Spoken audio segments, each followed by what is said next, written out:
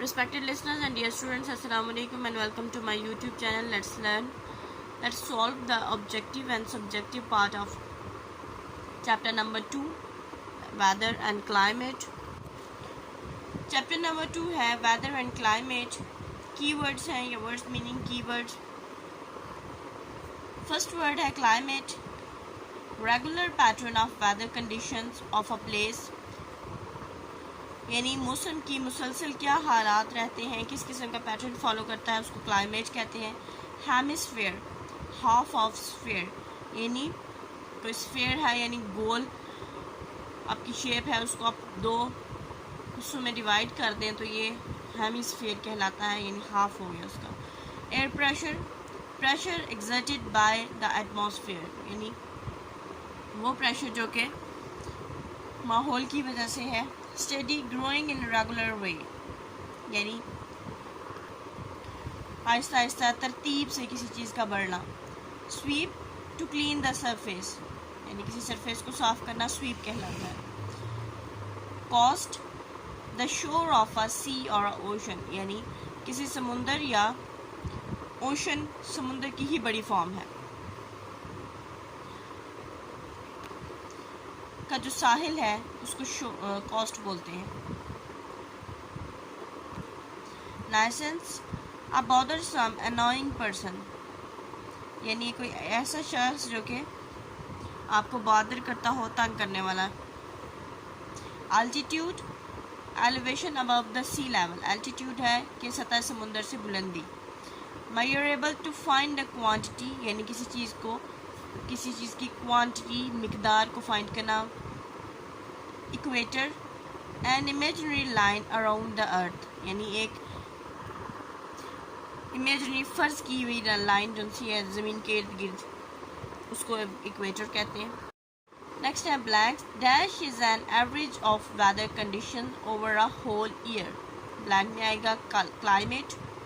Dash is the climate conditions on any one day.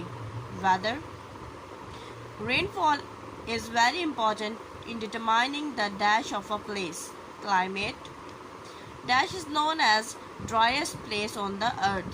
Atacama, the world's average rainfall is between dash a year 1000 to 2000 millimeters.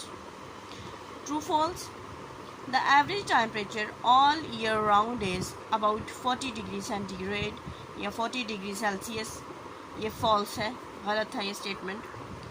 Next is Arctic region despite a few days of sunshine has a bitterly hot climate. False है, ये cold climate होता है. Weather is a climatic condition of a one day. True है. Neither bananas will grow in Siberia, no cotton in north Canada. True है. The direction from which the winds usually blow also has an effect on climate. True है. Next है MCQs, multiple choice question. Above each of us, column of air weighs about dash kg, 230 kg. If a place mainly has north wind, it is usually cold, यानी शुमाली हवाएं जहाँ पे भी चलेंगी वो इलाका ठंडा होगा. Place in dash have warmer climates, valleys. The sea keeps the place cool near the coast in dash summer, क्योंकि समुंदर गर्मियों में ठंडे होते हैं और सर्दियों में गर्म. चरण पूंजी in Assam had dash millimeter of rain in 1 year in 1861 and 22,990 is correct.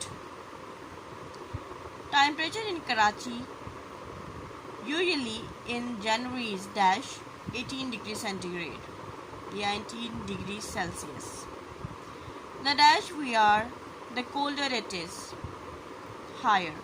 जितने हम ऊंचाई पे होंगे उतनी ही ठंड बढ़ेगी. The closer we are to the equator, the dash it will be.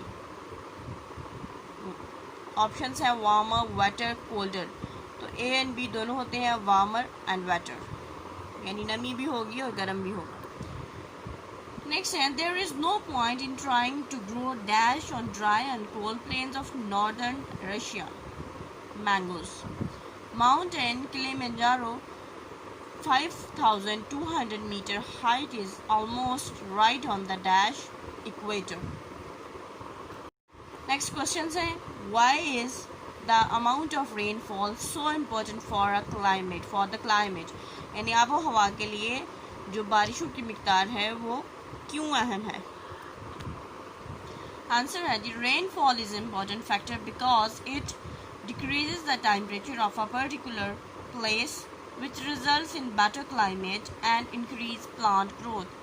Rainfall इसलिए इम्पोर्टेंट फैक्टर है कि जहाँ बारिशें ज़्यादा होती हैं, किसी खास मुकाम पे जहाँ पे बारिशें ज़्यादा होगी वहाँ का दर्जा हरारत कम होगा, जिसकी वजह से क्लाइमेट बेहतर होगा, यानी गर्म नहीं होगा, और जो प्लांट ग्रोथ है यानी पौधों के बढ़ने में ये हेल्पफुल है। क्वेश्चन नंबर 2 एक्टिविटी है और वो आपको लर्न नहीं करनी, वो हम एक्टिविटी परफॉर्म करेंगे whenever we can. Question number 3 है, can you think of any other factor that might affect climate?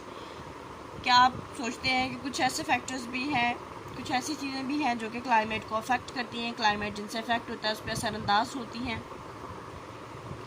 The factors that affect climate are following. कौन कौन से फैक्टर्स क्लाइमेट को अफेक्ट करते हैं? वो ये हैं, rainfall, time pressure, air pressure, direction of winds, ocean current etcetera.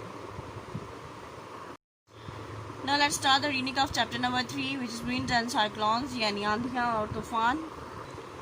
Wind is moving air. It can range from gentle breeze of 5 km per hour to the strongest gales of over 200 km per hour. यानी हवा तो हमेशा से मौजूद है, हमारे इर्द गिर्द हवा मौजूद है, हर शख्स के ऊपर 230 kg का एयर कॉलम मौजूद है, लेकिन जब ये हवा मूव कर रही होती है, मूविंग होती है, हवा जब चल रही होती है तो हम उसे विंड कहते हैं. अब ये विंड जेंटल भी हो सकते हैं, यानी हल्की हल्की हवा भी चल रही होती है. उस वक्त इसकी स्पीड 5 km पर आवर, यानी 1 घंटे में ये 5 किलोमीटर की रफ्तार से चलती है. ये जेंटल ब्रीज है, यानी जिसे हम अच्छी खुशगवार हवा कह सकते हैं. और ये बहुत ज़्यादा स्ट्रॉन्ग भी हो सकती है, जिसे हम आंधी या तूफ़ान कहते हैं. और उस टाइम इसकी जो स्पीड है वो 200 किलोमीटर फी घंटा होती है, यानी 1 घंटे में 200 किलोमीटर की रफ्तार से हवा चल रही होती है. Winds usually blow from one direction at a time, but sometimes they spin round and round in spirals. आमतौर पे जो हवाएं हैं वो एक सिम से दूसरी की तरफ चलती हैं, यानी अगर साउथ से चल रही हैं तो साउथ से नॉर्थ होंगी, और अगर ईस्ट से हैं तो ईस्ट से वेस्ट होंगी, यानी एक तरफ से दूसरी तरफ जाती हैं. लेकिन कभी कभार ऐसा होता है कि ये हवाएं स्पाइरल्स बनाती हैं. स्पाइरल्स मतलब यूँ गोल गोल गोल गोल जैसे छल्ला नुमा सर्कल्स बनाती हैं. These are called cyclones. इनको साइक्लॉन्स या एंटी साइक्लॉन्स कहा जाता है. यानी जब हवा गोल गोल घूमती है यानी भंवर की तरह, तो उसको साइक्लॉन्स या एंटी साइक्लॉन्स कहते हैं. अब साइक्लॉन और एंटी साइक्लॉन डायरेक्शन पे मुनहसर है कि किस डायरेक्शन में ये हवा स्पिन हो रही है. The spinning air sometimes thousand of kilometre across in the case of anti cyclone. यानी एंटी साइक्लॉन में जो हवाएं हैं वो हज़ारों किलोमीटर का फासला तय करती हैं, और इसमें जितने भी जो भी जगह आती हैं वहाँ पर डैमेजेस होती हैं. From polar region meets warmer wet air from the tropics. ये आमतौर पर तब होता है जब जो ठंडे इलाके हैं, यानी पोलर रीजन्स हैं जो हमारे साउथ और नॉर्थ पोल पे हैं, जो वहाँ से हवा ठंडी जोन सी है गर्म इलाकों की तरफ आती है. और जो हमारे ट्रॉपिक्स हैं, ट्रॉपिक ऑफ कैंसर और ट्रॉपिक ऑफ कैप्रिकॉर्न, यहाँ पे जो गर्म और नमी वाली हवा से मिलते हैं तो तब एंटी साइक्लॉन्स जनरेट होते हैं. Cyclone. In a cyclone, the winds spin round in an anti-clockwise direction in northern hemisphere and clockwise in the southern hemisphere. जो साइक्लोन है इसमें जो हवा है नॉर्दर्न हेमिस्फीयर पे वो एंटी क्लॉकवाइज होती है. यानी एंटी क्लॉकवाइज का मतलब ये है कि जिस सिमत में आपकी घड़ी की सुइयाँ चलती हैं उसके उलट. यानी यूँ, घड़ी की सुई यूँ चलती है, 12 से इस तरफ चलती है, यानी राइट की तरफ मूव करती है। तो जो आपका साइक्लोन है नॉर्दर्न हेमिस्फेयर में, अब हेमिस्फेयर क्या है कि वो लाइन इमेजिनरी जिसे हम इक्वेटर लाइन कहते हैं, वो डिवाइड करती है अर्थ को दो पार्ट्स में। एक पार्ट जिसे हम नॉर्दर्न हेमिस्फेयर कहते हैं, जिसकी डायरेक्शन नॉर्थ की तरफ है, यानी इक्वेटर से नॉर्थ वाली साइड पे जो पार्ट है उसको नॉर्दर्न हेमिस्फेयर कहते हैं, यानी शुमाली जो हाफ है, आधा हिस्सा है ज़मीन का, कुर्रा का, हमारी कुर्रा अर्ज़ का। और जो इक्वेटर से नीचे वाली साइड है, यानी साउथ पोल है जहाँ पे हमारा, उसको साउदर्न हेमिस्फेयर कहते हैं, यानी हाफ पार्ट यहाँ, हाफ पार्ट। तो जो ऊपर वाला पार्ट है यानी नॉर्दर्न हेमिस्फेयर है, जो वहाँ पे जो हवा है उसकी डायरेक्शन एंटी क्लॉकवाइज होती है, यानी वो उलट सिमत में घड़ी की, जहाँ से पेन्स हमारी जिस साइड पे चलती हैं उसकी बजाय दूसरी साइड पे, यानी यूँ इस तरह से वो राउंड बनते हैं नॉर्दर्न हेमिस्फेयर में, जबकि साउदर्न हेमिस्फेयर में क्लॉकवाइज बनते हैं यूँ। और इसकी the air pressure on the earth is low, इसका जो प्रेशर है अर्थ पे वो कम होता है, यानी हवा इतना ज़्यादा प्रेशर नहीं होता, स्पेशली इन ट्रॉपिकल सीज़न, ख़ासतौर पे जो बारिशों का, यानी हम मूनसून सीज़न इसे कह सकते हैं। इस सीज़न में the winds can reach well over 200 kilometre per hour and result in immense damage. इस ट्रॉपिकल सीज़न में यानी मूनसून सीज़न में बाज़ औक़ात हवाओं की जो रफ़्तार है वो 200 किलोमीटर पर और यानी फ़ी घंटा, 1 घंटे में 200 किलोमीटर की रफ़्तार से चलती हैं हवाएं, और इस सूरत में जो नुकसानात हैं वो बहुत ज़्यादा होते हैं। Scientists have calculated that even a medium strength cyclone has a power of 500,000 nuclear bombs. Scientist ने ये कैलकुलेशन की है, ये हिसाब किताब लगाया है कि जो दरमियानी शिद्दत का साइक्लोन है वो भी, उसमें भी तकरीबन 5 लाख न्यूक्लियर बॉम्ब्स जितनी पावर होती है, इतनी स्ट्रेंथ उसमें होती है।